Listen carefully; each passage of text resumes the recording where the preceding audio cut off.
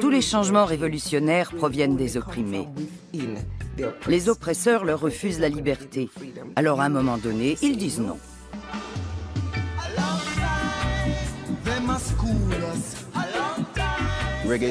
Le reggae n'est pas fait pour divertir. Cette musique a une mission. Il fallait libérer les esprits après le colonialisme et l'esclavage.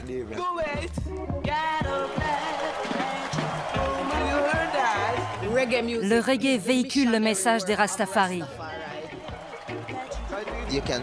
Pas de reggae sans Rastafari. Les Rastafari, c'est essentiel. Le reggae, c'est le cœur des hommes qui bat.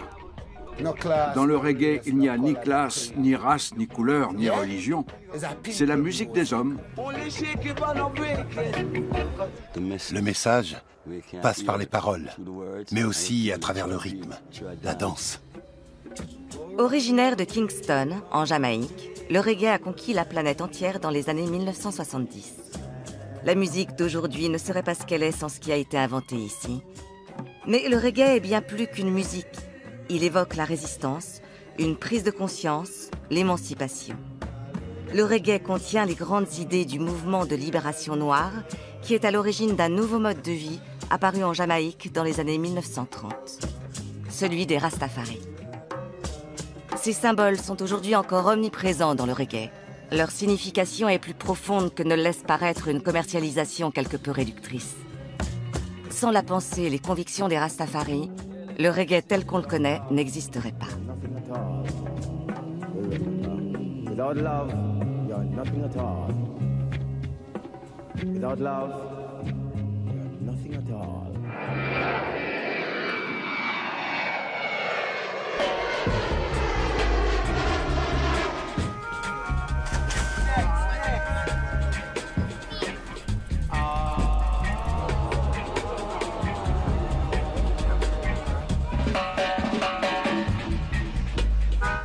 Je m'appelle Addis Swabi. On me connaît aussi sous mon nom d'artiste, Addis Pablo. Je suis le fils d'Augustus Pablo, le célèbre joueur de mélodica jamaïcaine de Kingston.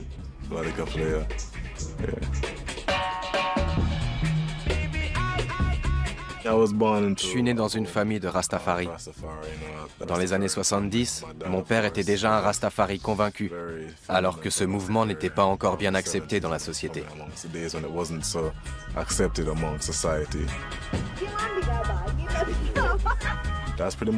J'ai grandi dans cet esprit-là, et c'est la seule façon de vivre que je connaisse, la livity des Rastafari.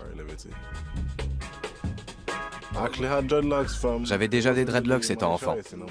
C'était pas un choix de ma part, ça venait de mes parents. Et pour moi, c'était totalement normal. À un moment donné, je les ai coupés, mais je les ai vite laissés repousser, vers l'âge de 18 ans.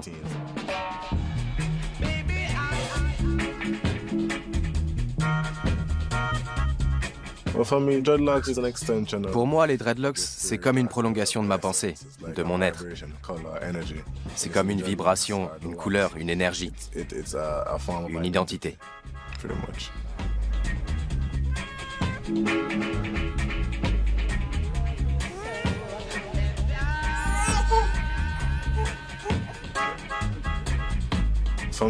La ganja, ou l'herbe, comme je l'appelle généralement, joue un rôle dans la guérison de la nation. C'est une plante que les musiciens utilisent pour méditer et qui a aussi des vertus thérapeutiques. Elle sert à un tas de choses.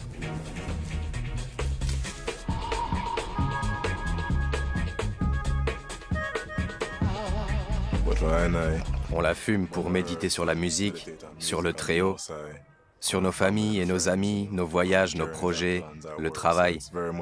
Ça fait partie de la livity. Pour nous, c'est la nourriture de l'esprit. Tous les clichés sont réunis. Reggae, Rastafari, dreadlocks et marijuana, ou ganja, ou herbe. Il y a une myriade de noms pour désigner le cannabis en Jamaïque. Mais d'où vient tout cela? Comment ces codes ont-ils vu le jour? Quand et comment s'est fait la rencontre entre le reggae et les Rastafari? Et quel rapport avec les dreadlocks et la marijuana? Et pourquoi tout cela est-il né ici, sur cette petite île des Caraïbes? Qu'en reste-t-il aujourd'hui? Tant de questions. Il est toujours difficile de remonter aux origines d'une idée. Beaucoup d'histoires sur les Rastafari commencent avec cet homme, Marcus Garvey. Marcus Garvey est un personnage qui a énormément compté. C'était un noir de Jamaïque qui prêchait l'idée d'une identité panafricaine. Caroline Cooper, anthropologue à Kingston. Il prophétisait qu'un roi noir viendrait d'Afrique. Marcus Garvey était un combattant de la liberté du début du XXe siècle. Aujourd'hui, c'est l'un des héros de la Jamaïque. Il a organisé la résistance contre le statu quo, l'oppression et la colonisation. Avant Marcus Garvey, les gens ne pensaient pas librement. Toutes les idées étaient prédéfinies. Ayn Deschon, libraire et philosophe, enseigne la pensée Rastafari. Avant, on obéissait au maître, aux colons. On acceptait ce qu'ils disaient et on en prenait notre parti. Mais Marcus Garvey nous a appris à dire non. Un empereur sera bientôt couronné en Afrique, prophétise Marcus Garvey. C'est le rédempteur tant attendu, le nouveau Messie noir. Marcus Garvey nous a dit « Regardez vers l'Afrique ». Ras Malekot, poète Rastafari. Un roi noir sera couronné et il mènera le peuple noir à sa délivrance. Vous imaginez l'influence qu'a eu cet homme en nous disant ça? Le 2 novembre 1930, la prophétie se réalise. À 38 ans, Tafari Makonnen devient Haïlé Sélassié Ier, empereur d'Éthiopie. Les adeptes de Marcus Garvey ne tardent pas à le considérer comme le Messie.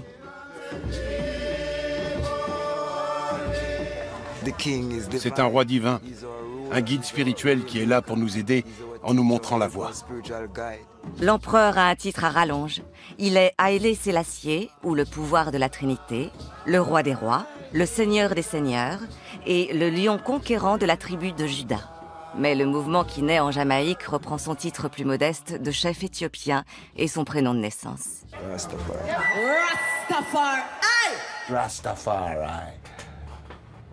C'était un pilier fondamental de la philosophie de Marcus Garvey. Les Noirs ne devaient pas vénérer un dieu blanc. La divinité de Sélassié, l'idée que Sélassié était divin, permettait au peuple noir de vénérer un dieu noir.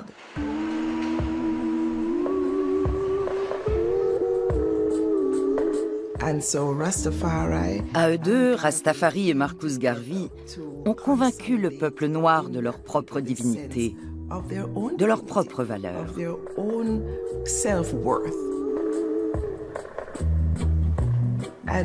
C'est pourquoi tant de Jamaïcains ont adhéré au mouvement Rastafari, à cette nouvelle éthique de vie qu'ils appelaient la Liviti. Et ils ont été suivis par toutes sortes d'opprimés des quatre coins du globe, qui ont vu dans ce mouvement un appel à l'émancipation. L'empereur africain fraîchement couronné est donc considéré comme un messie noir, un dieu sur terre à l'instar de Jésus. Et ce, en 1930, alors que la Jamaïque est colonisée depuis plusieurs siècles. À cette époque, presque toute l'Afrique, exception faite de l'Éthiopie, est colonisée. Dirigée, dominée, oppressée, rabaissée par une minorité blanche. Haïlé Sélassié était un roi noir, à l'époque où les Noirs étaient encore traités en esclaves. Janine, chanteuse de reggae. Où ils n'avaient aucune liberté et aucune confiance en eux.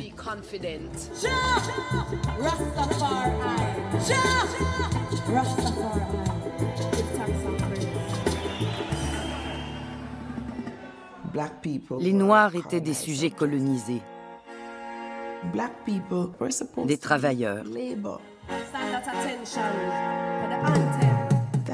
Rien d'autre. Ils n'étaient pas censés avoir de l'ambition, penser, créer. C'était de la main-d'œuvre, point. Mais au fond d'eux, ils ont toujours résisté.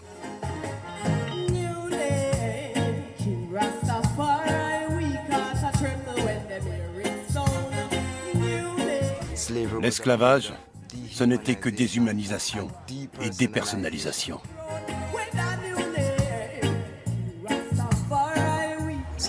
Vous comprenez ce que ça veut dire? On était réduits à néant. On nous privait de notre humanité. Voilà ce qu'était l'esclavage et le colonialisme.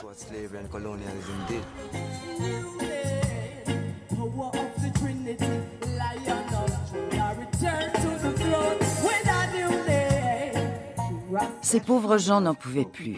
Et c'est un sentiment qui nous a poursuivis pendant longtemps. Les colons ont fait venir des Africains ici et les ont forcés à travailler pour rien. Ils ont essayé de les déshumaniser, mais les Noirs ont résisté en s'accrochant à leur volonté de rester humains.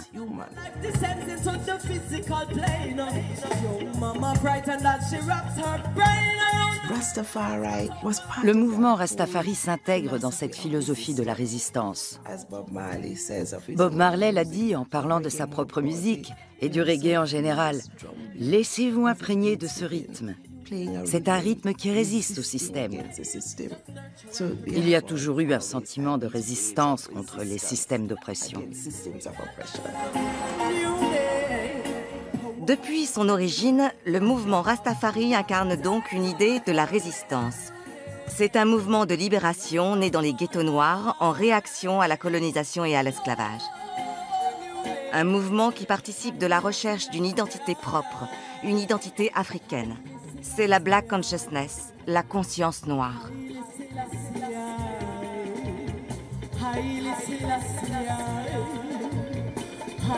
Les Rastafari reconnaissent Haïlé Sélassié comme leur dieu.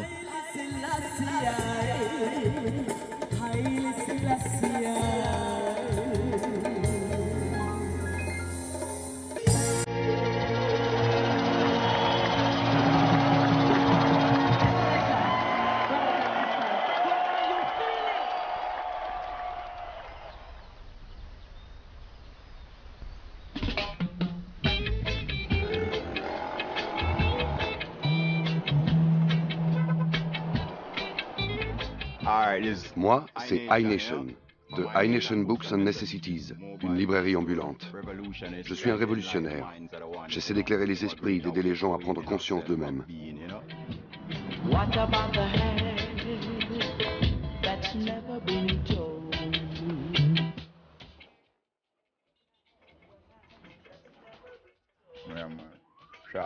iNation révèle et fait prendre conscience de cette moitié.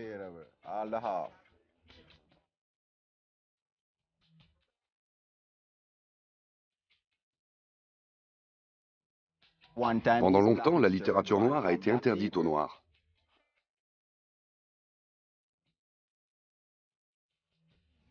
Et même si ces livres ne sont plus interdits aujourd'hui, si vous allez dans les librairies classiques, vous ne les trouverez pas. La vérité reste au placard. Pourquoi? Si les jeunes lisaient ces livres, ils se comprendraient mieux eux-mêmes. Pourquoi leur refuser ça?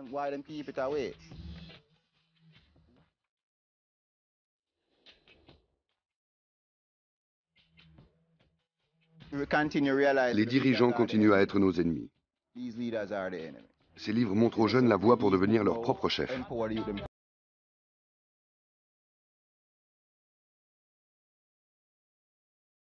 Science et d'émancipation. Nous en avons un besoin urgent.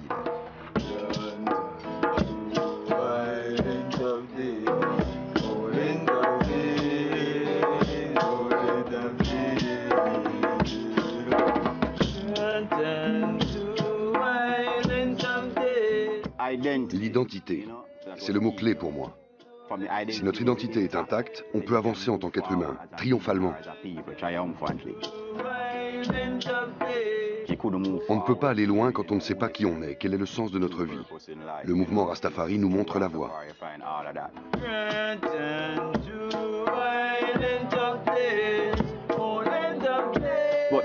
Rastafari, c'est bien plus qu'une identité africaine. C'est tout notre être. C'est ce qu'on mange, c'est notre santé, notre respiration, notre communication, tout. Ce n'est pas une partie de notre vie, C'est notre être tout entier.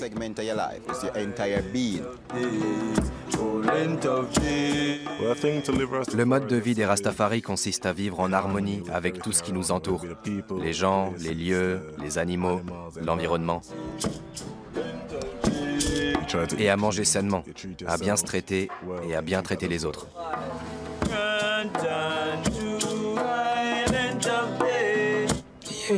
C'est un mode de vie. C'est vivre dans l'amour et l'harmonie. Ça consiste à se débarrasser des énergies négatives, à ne former qu'un avec les autres, en esprit et dans la vérité. Vous voyez, c'est pour ça qu'on est Rastafari, qu'on vit Rastafari et qu'on chante Rastafari.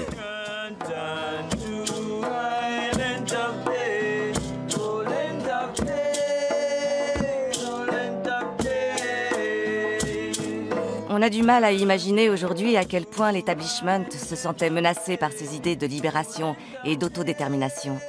Pour les forces au pouvoir, mais aussi pour les classes moyennes de Jamaïque, les Rastafari n'étaient qu'une bande de délinquants malpropres, accros à la marijuana, des fous potentiellement dangereux.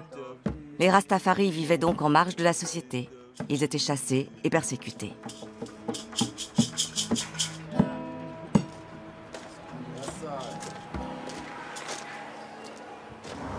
Vous savez, quand on ouvre une boîte de lait concentré, on obtient quelque chose de très tranchant. Eh bien, c'est ce qu'ils utilisaient pour nous couper les dreadlocks. Et si un bout de peau venait avec, ça leur était complètement égal. Haile George est né Rastafari. Quand j'étais jeune, je devais déguerpir quand je voyais des policiers, sinon j'étais bon pour prendre une bonne raclée. En prison, ils nous prenaient les cheveux comme ça et ils nous les coupaient au couteau, avec le scalp parfois. Je suis né en 1933, alors je sais tout ce que les Rastafari ont enduré. C'est pour cette raison que la police a été surnommée Babylone. Et Babylone ne désignait pas seulement la police, mais tout l'ordre social qui déshumanisait les gens qui essayaient de s'affirmer et revendiquaient une place au sein de la société.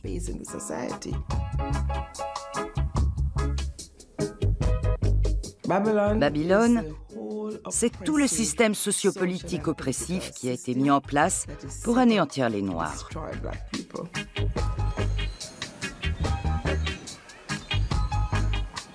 Vous connaissez sûrement l'histoire de Pine Ekel, cette communauté indépendante fondée à l'époque. Pine Ekel, fondée en 1940, est une communauté Rastafari vivant en autarcie dans les montagnes de Jamaïque. Une terre promise en miniature, libre et indépendante, qui a accueilli plus de 2000 personnes jusqu'à sa destruction en 1954. Ils vivaient très bien là-haut. Mais la police a fini par envahir Pine Ekel et détruire la communauté.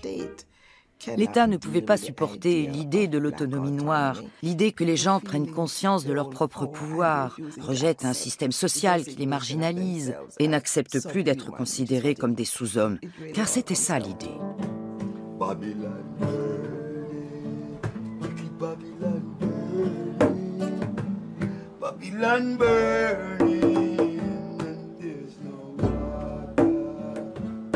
Babylone brûle. L'idée de renverser Babylone sera bientôt un des leitmotifs du reggae. Bob Marley et beaucoup d'autres après lui appelleront à résister à l'ordre établi à travers la musique.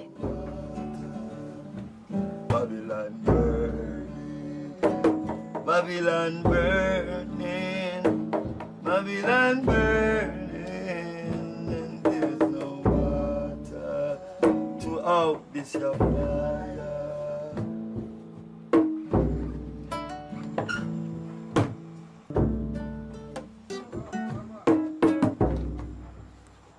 Le reggae ne naît pas avec la pensée Rastafari.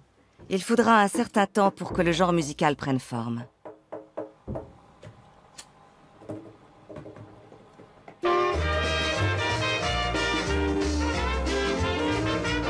Jamaica getting their independence and everyone is happy. So I will now tell the story and please listen carefully. Le 6 août 1962, la Jamaïque accède enfin à l'indépendance. Après des siècles de domination coloniale, elle est enfin libre. Pendant la phase d'accession à l'indépendance, Les Jamaïcains se sont débattus avec leur identité culturelle. David Katz, un des plus grands historiens du reggae de notre temps. Ils se sont cherchés un style musical à eux. Ce style musical a rapidement vu le jour. A hypnotic sound of surging excitement and power. This is ska.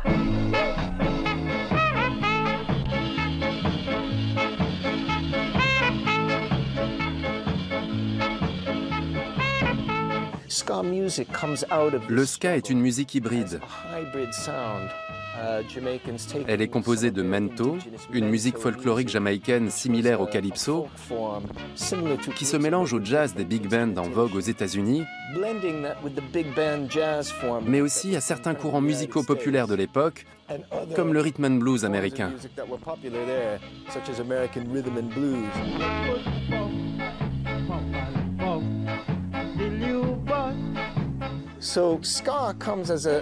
Le ska est donc une fusion dynamique de tous ces styles musicaux. Mais ce n'en est pas moins un genre typiquement jamaïcain, reconnaissable à l'accent marqué sur le contretemps.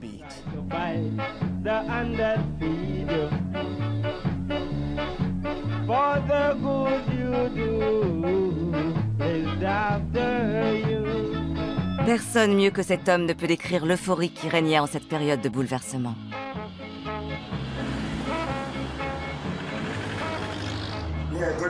Bonjour. Que voulez-vous que je vous dise? Je suis Stranger Cole. Et ça, c'est la maison d'une légende.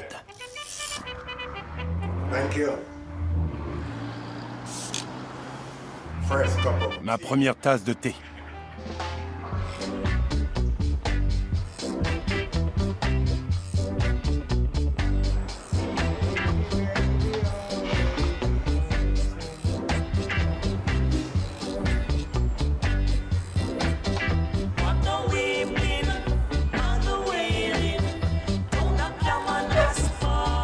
J'ai chanté sur tellement de disques que je ne me souviens plus de tout.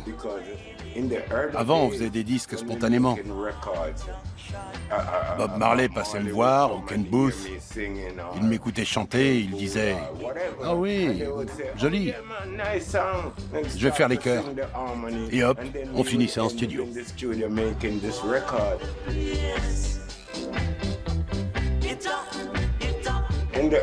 Le début des années 60, c'était la belle époque.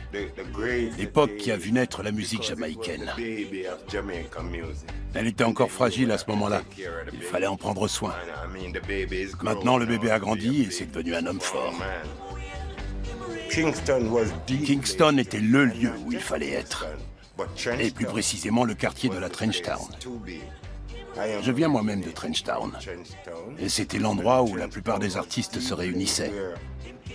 Alton Ellis, Count Prince Miller, The Folks Brothers, Jimmy Cliff, Bob Marley, Toots et tous ces types qui venaient de la campagne.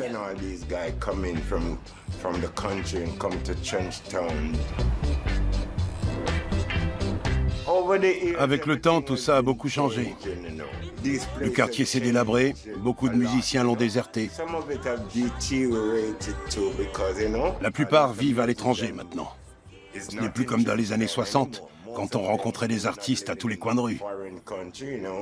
Delroy Wilson, Ken Booth, Stranger Cole, Alton Ellis, Bob Marley.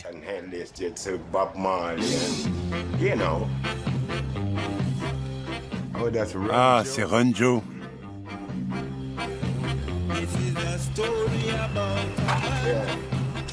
Sa Majesté, Haile Selassie, un grand homme.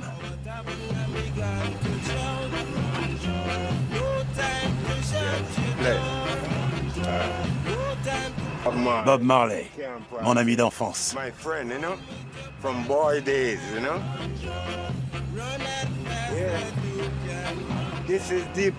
C'est ici qu'on était tous. Chez Federal Recording, qui est devenu Tuff Gong. C'est là qu'on a fait tous nos disques au début des années 60. Tuff Gong. C'était vraiment sympa.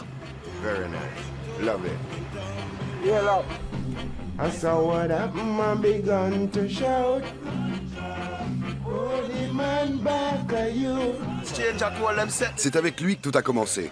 Stranger Cole est le parrain du reggae. Il y a Elton Ellis et Stranger Cole. Yes, man. Port Henderson Beach. C'est là qu'on se retrouvait. On venait ici tous les jours. Et le dimanche, la plage était pleine à craquer.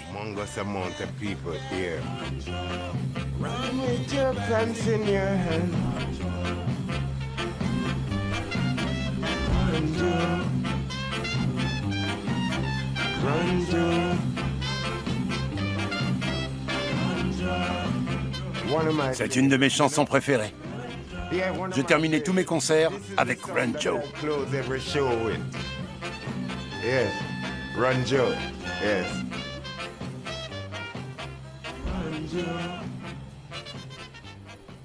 Mais bientôt, le rêve de liberté et d'indépendance vole en éclats. C'est la même élite. L'élite néocoloniale qui s'est arrogé le pouvoir lorsqu'on a accédé à l'indépendance. La société était stratifiée en fonction de la couleur de peau. Plus on avait la peau claire, plus on occupait un rang élevé. Et plus on était noir et typé africain, plus on descendait dans l'échelle sociale. Ça a continué à être la norme pendant longtemps, même après l'accession de la Jamaïque à l'indépendance. Et ça reste vrai aujourd'hui, dans une certaine mesure. Tout cela a bien sûr un impact sur la musique. La musique s'est toujours fait l'écho de la réalité sociale. Le ska était jubilatoire, euphorique. Il parlait d'indépendance.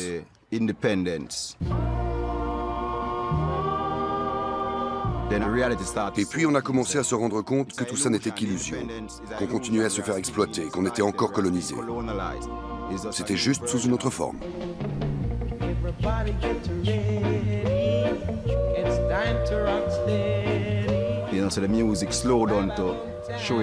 Alors la musique a ralenti. Elle s'est adaptée à la réalité et ça a donné le rocksteady.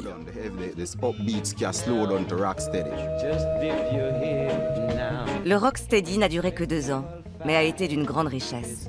La plupart des chansons parlent d'amour et certaines sont de vrais bijoux. Ce n'était pas une musique révolutionnaire. Ni le ska ni le rocksteady n'étaient révolutionnaires. La révolution musicale est venue avec les Rastafari et le reggae. We as African, we them take out Africa. For whatever reason. You understand? We're here now and we come create something for our own. You understand? Something for free ourselves. Yes, sir. So Pick up, brother. The reggae, our weapon, you know. Because we don't use gun and all them nuclear thing. You understand? And our weapon for free we out of captivity. You understand me, ideally? All right, so that's the thing there.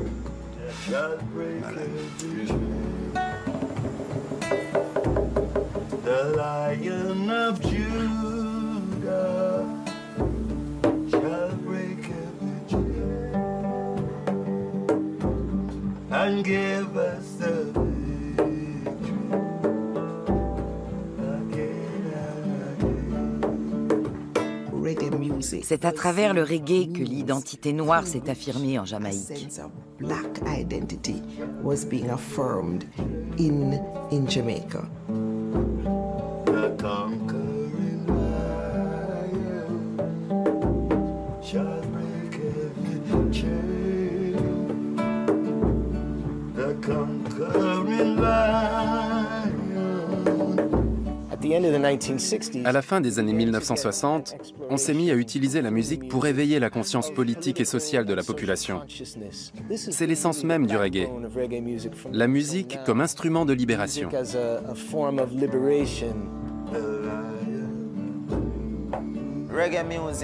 Les racines du reggae ont toujours été Rastafari pour moi.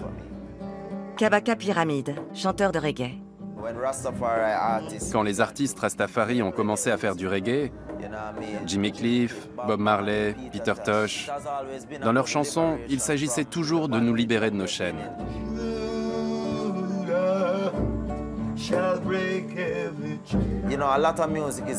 Beaucoup de musique parle d'amour ou chante le blues. Le reggae, lui, parle de force intérieure. again and again.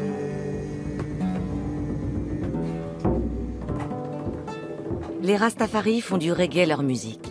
Une musique qui véhicule un message et une conscience. First, Asian King of Creation. Ça a été une journée extraordinaire. Je ne l'oublierai jamais.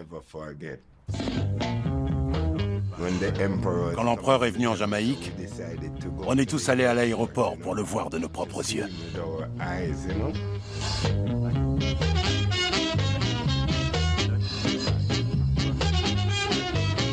J'étais là, du début à la fin.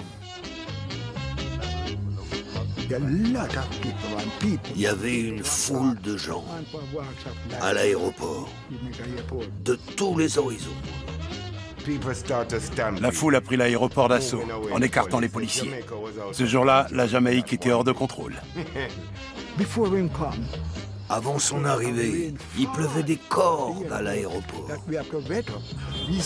On a vu une nuée d'oiseaux blancs arriver. Et soudain, le soleil s'est mis à briller. Le soleil est sorti et a tout séché. Tout. Les vêtements des gens, moi et même mon bongo.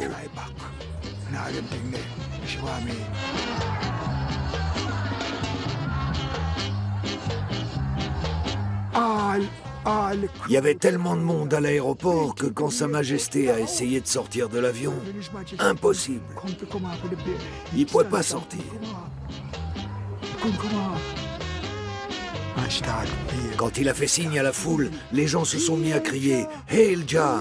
Vive Jah! Vive Sa Majesté !» Quelle journée, mon frère! J'avais les larmes aux yeux. Ses deux yeux ont vu tout ça. Sa Majesté impériale dans toute sa grandeur. Le Messie revenu sur terre. J'étais sur la piste d'atterrissage, à quelques mètres de l'avion. Alors, j'ai pu voir l'empereur de près, de mes deux yeux. C'était extraordinaire. Amazing. Very much amazing. Il ressemblait à Stranger Cole. Un homme petit, mais vraiment majestueux. C'est ça, comme Stranger Cole. J'ai écrit une chanson là-dessus. Elle s'intitule « Pendant la visite du roi ». Ça donne ça. During the visit of the king, there was so much mystical movements. The rain came heavily falling. A few move and it keeps on ailing. Then came the plane and it's turning and make way for the landing. By the time it's hit the landing place, the rain stopped falling and everybody say, mystical movement, mystical movement. Yes. I think this Ça a été un des plus beaux jours de l'histoire de la Jamaïque. In the history of Jamaica. Yes.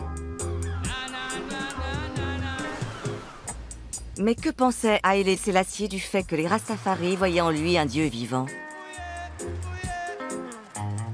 Je crois que ça ne l'amusait pas beaucoup.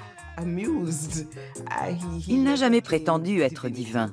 Il n'a jamais adhéré à l'idée que les Rastafari se faisaient de lui. Mais il reconnaissait le besoin qu'éprouvaient les Noirs de se battre contre l'injustice sociale. C'était l'essentiel. Même s'il rejetait l'idée de sa propre divinité, il comprenait pourquoi il était devenu un symbole pour tant de Noirs.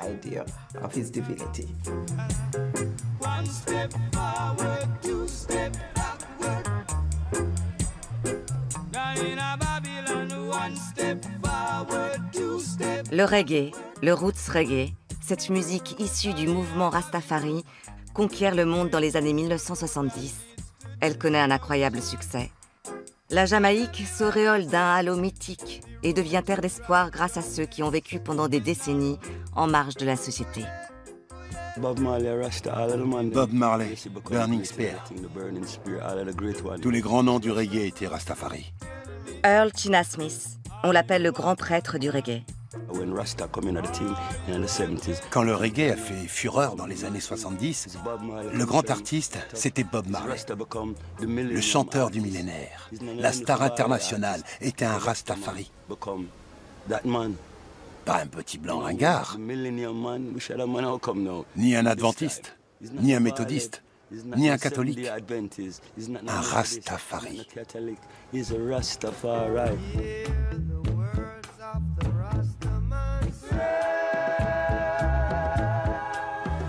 All right, you know.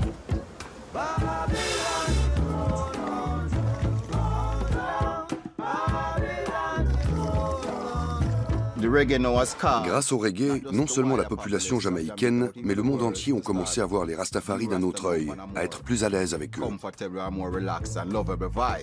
Parce que tout le monde aime la musique. Et on ne peut pas s'empêcher d'aimer ceux qui font cette merveilleuse musique, même s'ils sont noirs. Le reggae a fait aimer les Rastafari.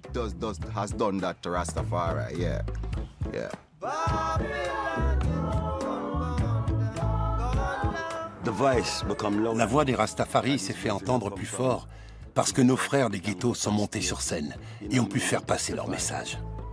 Ils sont devenus des stars. Alors, les gens étaient bien forcés de les écouter.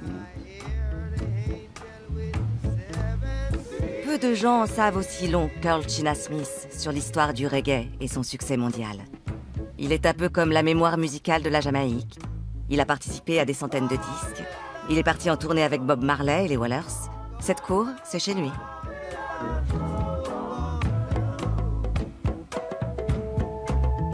Earl China Smith. Je suis Rastafari dans l'âme, je fume le chalice et je fais de la musique 24 heures sur 24.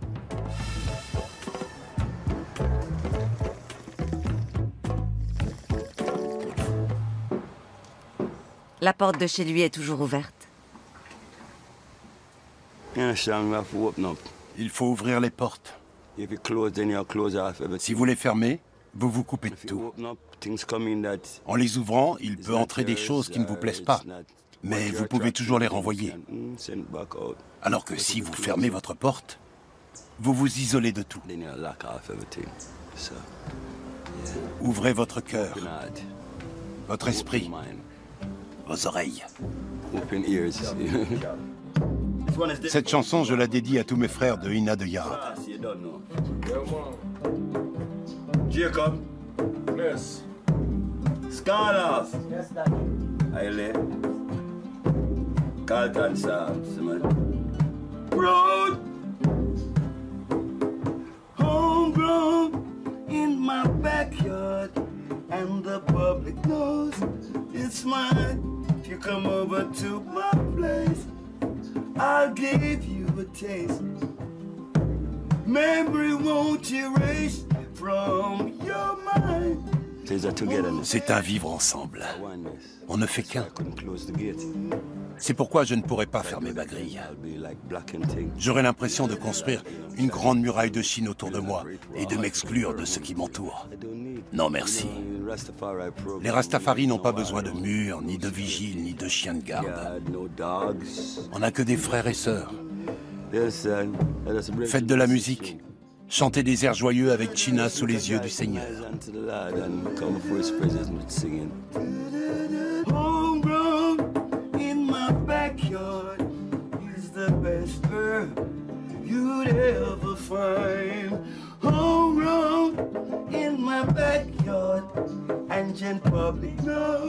L'herbe, parlons-en. L'endroit s'y prête tout particulièrement.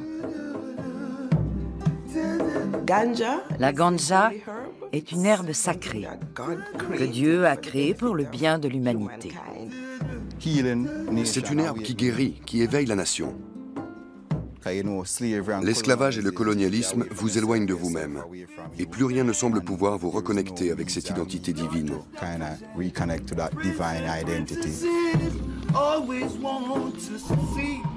L'herbe permet cette connexion, même si c'est momentané.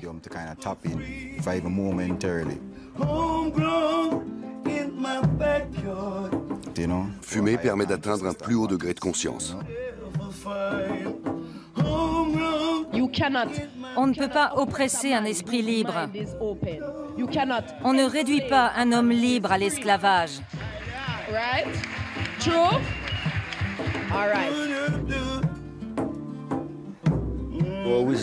Notre sagesse nous a permis de trouver cette plante. Fumer de l'herbe m'a amené là où je suis aujourd'hui. Si vous êtes là devant moi, si tout le monde est là, et si la caméra est braquée sur moi avec le micro, c'est grâce à elle. Grâce à toutes ces années où j'ai fumé une herbe de la meilleure qualité. C'est un vrai billet de première classe. In my backyard is the best herb you'd ever find. Homegrown in my backyard, and the public knows it's mine.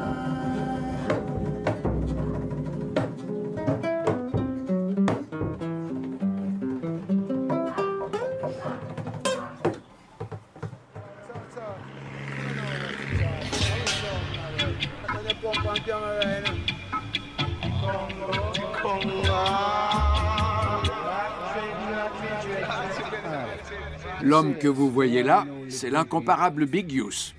Comment ça va?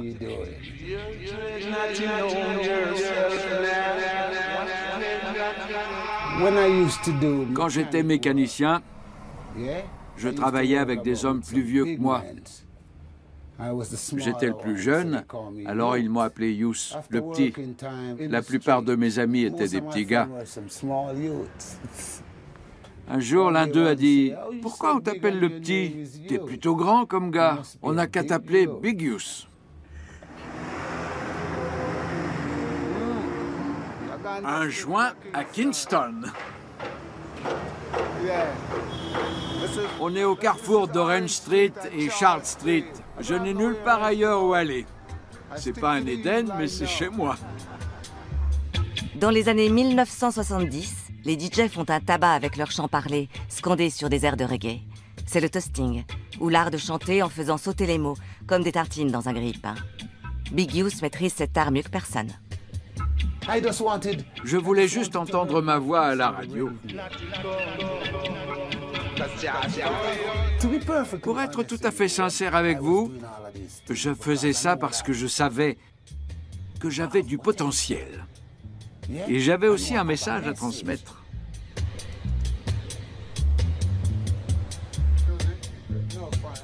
J'ai été le premier phénomène reggae, parce qu'on ne pouvait pas me mettre dans une case. Ils n'arrivaient pas à me cerner.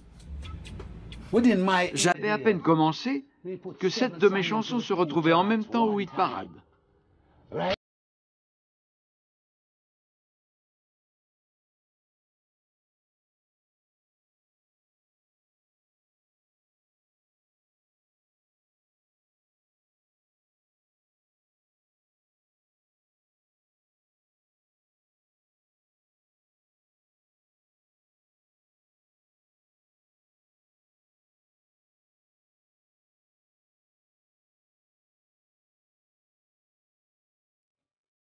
Up the streets of night in peace.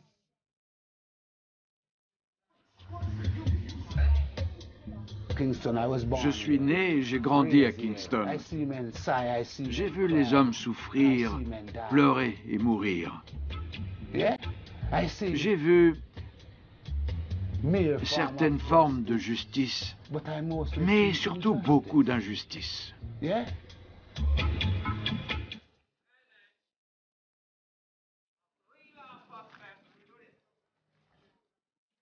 From your dread, they are saying that you are the thief. Lift up your head, naughty dread, naughty Congo.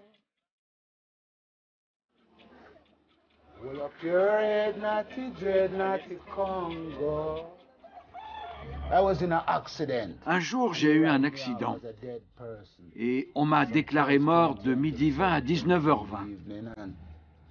C'est là que j'ai eu cette vision. Je devais me réveiller et transmettre le message Rastafari autour de moi.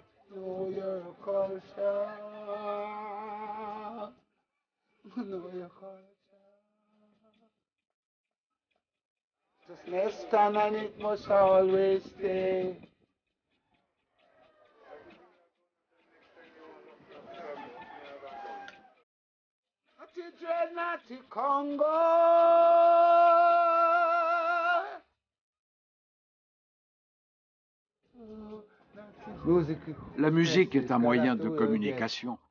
Elle nous a amenés là où on est. Roots and the roots have to feel.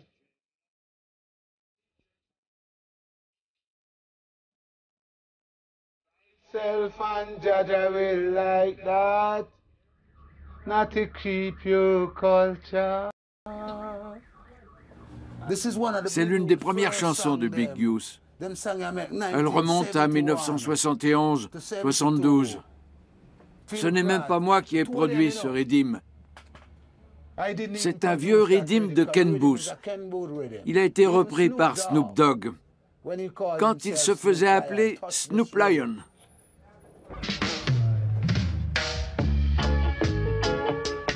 L'âge d'or du reggae connaît hélas une fin précoce. Bob Marley meurt d'un cancer en 1981 à l'âge de 36 ans et il semble qu'on enterre les roots reggae avec lui.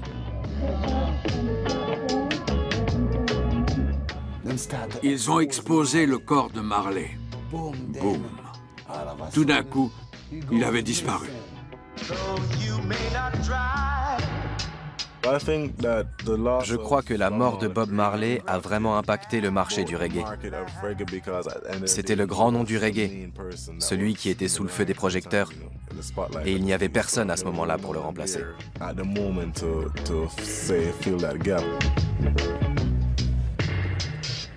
Le reggae est idéalisé.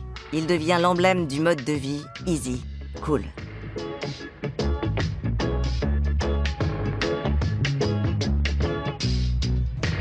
Le visage de Bob Marley est partout, et tous les produits où il apparaît se vendent comme des petits pains. La lutte pour les vraies valeurs peut commencer.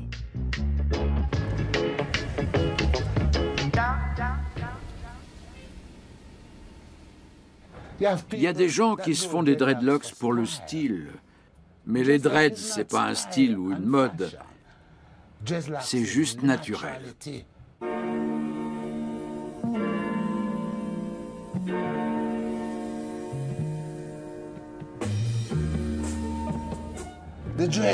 Les dreads, c'est le naturel, la nature.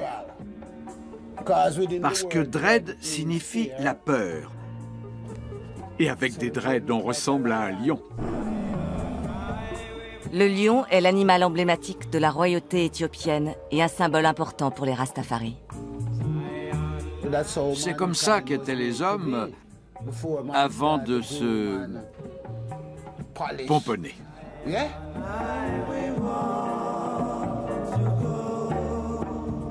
C'est comme ça qu'on a été créé. Kingston change beaucoup dans les années 1980. La capitale jamaïcaine est le théâtre d'une violence inouïe. Des gangs rivaux se font la guerre et les tensions sont alimentées par la politique et la police. Et même s'il est impossible de résumer 3 décennies en quelques mots, la musique jamaïcaine évolue. Elle devient plus dure, plus radicale, plus militante.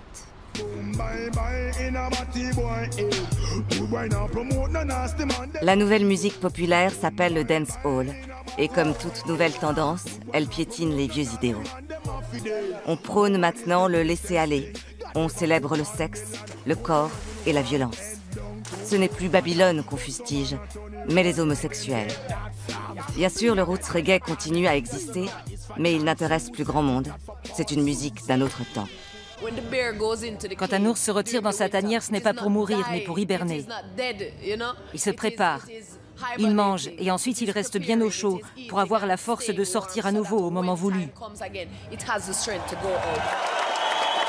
So I greet you in the name of His Imperial Majesty Emperor Haile Selassie I the First.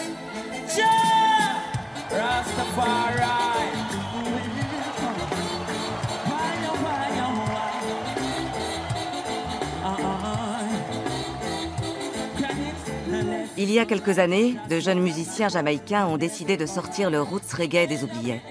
Jesse Royal, Kabaka Pyramid, Janine, Addis Pablo, Chronix. Tous ces artistes entretiennent des liens étroits en tant que membres d'un même mouvement labellisé Reggae Revival, le renouveau du reggae.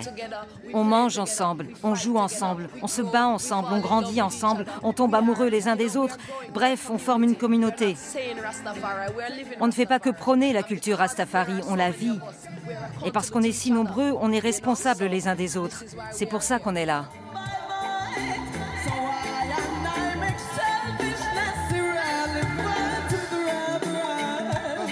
Le Reggae Revival a remis le roots reggae au goût du jour. De nombreux jeunes artistes sont aujourd'hui en tête d'affiche de grands festivals et se produisent sur les plus grandes scènes, comme ici, au Rototom Sunsplash, en Espagne. Avec Janine, désormais le reggae a aussi un visage féminin.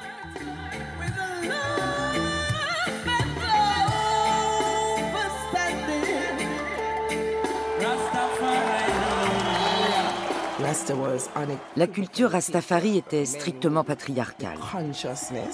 C'étaient les hommes qui commandaient. La place des femmes était à la maison. Elles avaient un rôle secondaire. Mais de plus en plus de femmes se sont mis à dire non. Elles ont remis en question leur statut, tout comme les Noirs colonisés de Jamaïque avaient dit non à l'oppression.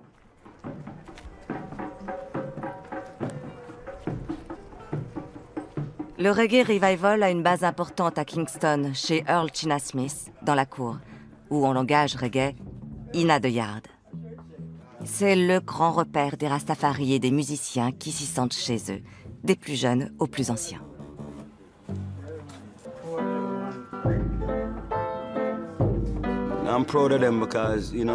Je suis fier d'eux.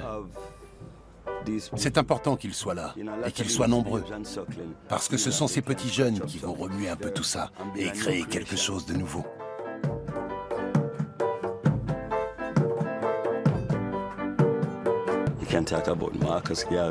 Aujourd'hui, on parle de Marcus Garvey et de Bob Marley.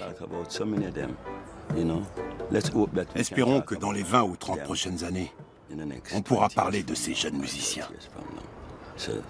That's what I'm saying.